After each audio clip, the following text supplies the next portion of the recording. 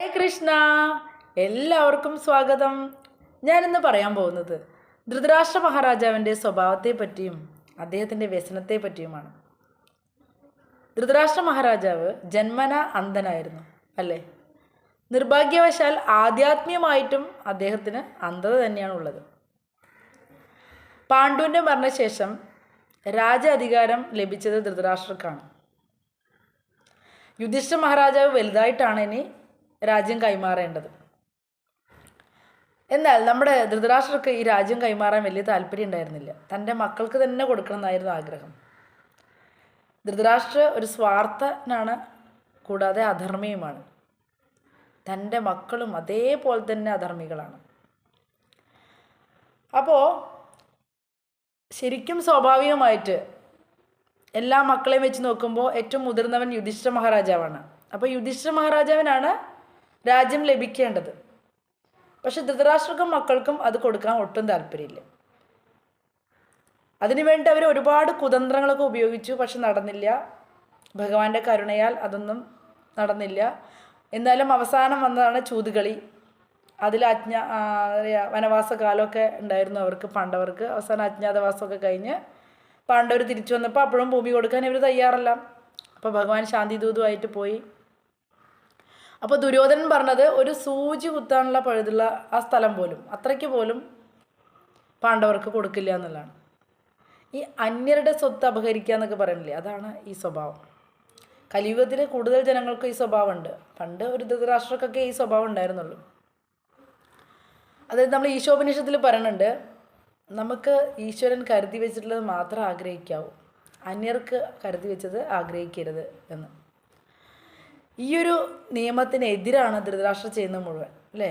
അവർക്ക് അവകാശപ്പെട്ടെന്ന് മാത്രമല്ല, അവർക്കൊന്നും കൊടുക്കുന്നേ ഇല്ല. അപ്പോൾ വളരെയധികം സ്വാർത്ഥ മനസ്സുള്ള ആളായിരുന്നു, അത്യാഗ്രഹിയായിരുന്നു അല്ലേ ധൃതരാഷ്ട്രം. അതുകൊണ്ടാണ് യുദ്ധം വന്നത്. ധൃതരാഷ്ട്രയുടെ ഈ സ്വഭാവം കാരണമാണ് യുദ്ധം ഉണ്ടാവാൻ തന്നെ കാരണം. യുദ്ധം ഉണ്ടായപ്പോഴുള്ള അദ്ദേഹത്തിൻ്റെ വ്യസനങ്ങൾ എന്താണെന്ന് വെച്ച് കഴിഞ്ഞാൽ, യുദ്ധം നടക്കുന്ന എവിടെയാണ്? കുരുക്ഷേത്രത്തിലാണ്. കുരുക്ഷേത്രം ധർമ്മക്ഷേത്രമായിട്ടാണ് അറിയപ്പെടുന്നത്. ഈ ധർമ്മക്ഷേത്രത്തിൻ്റെ പ്രത്യേകത എന്താണെന്ന് വെച്ച് കഴിഞ്ഞാൽ, അവിടെ സത്യമാണ് വിജയിക്കുള്ളൂ, നന്മയാണ് വിജയിക്കുള്ളൂ. അതാണ് ഇദ്ദേഹത്തിൻ്റെ പേടി. തൻ്റെ മക്കൾക്ക് ഒട്ടും നന്മയില്ല എന്ന് അദ്ദേഹത്തിന് അറിയാം. പാണ്ഡുവിൻ്റെ മക്കളാണെങ്കിലോ സ്വതവേ ഗുണശാലികളാണ്. അപ്പം അവർക്ക് അനുകൂലമാകുമോ എന്നുള്ള വ്യസനമാണ് ഇപ്പം നമ്മുടെ ധൃതരാഷ്ട്രക്കുള്ളത്. പിന്നത്തെ ഒരു പേടി എന്താണെന്ന് വെച്ച് കഴിഞ്ഞാൽ, ആ സ്ഥലത്തിൻ്റെ സ്വാധീനം മൂലം, ധർമ്മക്ഷേത്രമല്ലേ, തൻ്റെ മക്കളെങ്ങാനും ധർമ്മിഷ്ഠരായി ഇനി പകുതി അവർക്ക് പാണ്ഡവർക്ക് കൊടുക്കാമെന്ന് അങ്ങനെ സമ്മതിക്കുമോ എന്നുള്ള പേടി. ആലോചിച്ച് നോക്കി, എങ്ങനത്തെ ഭയമാണ്. അങ്ങനെയാണെങ്കിൽ അത് പ്രോത്സാഹിപ്പിക്കല്ലേ വേണ്ടത്, യുദ്ധം ഒഴിവാക്കാമല്ലോ.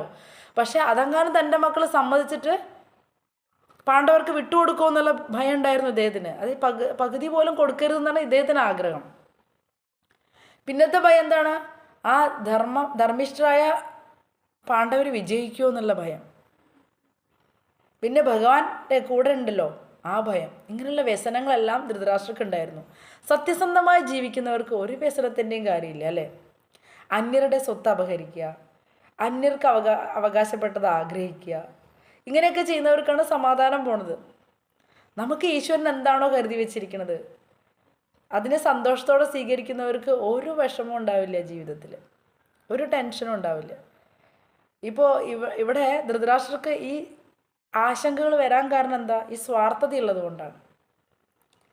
അപ്പോൾ ഈ കലിയുഗത്തിൽ ധൃതരാഷ്ട്രം പോലെ ധാരാളം ആളുകളുണ്ട് അല്ലേ? അന്ന് 1-2 പേരുണ്ടായിരുന്നുള്ളൂ.